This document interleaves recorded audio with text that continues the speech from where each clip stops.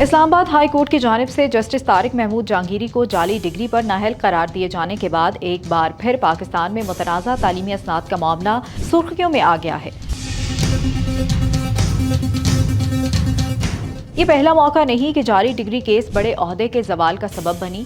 ماضی میں سیاستدانوں، وزرائے اعلیٰ اور اعلیٰ سرکاری افسران سمیت کئی بااثر شخصیات اس الزام کی زد میں آ چکی ہیں۔ نواب اسلم رئیسانی، مریم نواز، آصف علی زرداری، خالد خورشید، جمشید دستی اور درجنوں دیگر سیاستدانوں کی ڈگریاں عدالتوں اور تحقیقاتی اداروں کے سامنے جانچ کا موضوع بنی۔ 2013 میں ایچ ای سی نے 54 ارکان پارلیمنٹ کی ڈگریاں جعلی اور غیر تسلیم شدہ قرار دیں، جبکہ نادرا کے سابق ڈی جی ذوالفقار احمد کے خلاف بھی جعلی ڈگری پر محکمانہ کارروائی ہوئی۔ یہ تمام کیسز اس حقیقت کو نمایاں کرتے ہیں کہ جعلی ڈگریاں محض تعلیمی دھوکہ نہیں بلکہ اقتدار، عہدے اور ساکھ کے لیے سنگین خطرہ بن چکی ہیں۔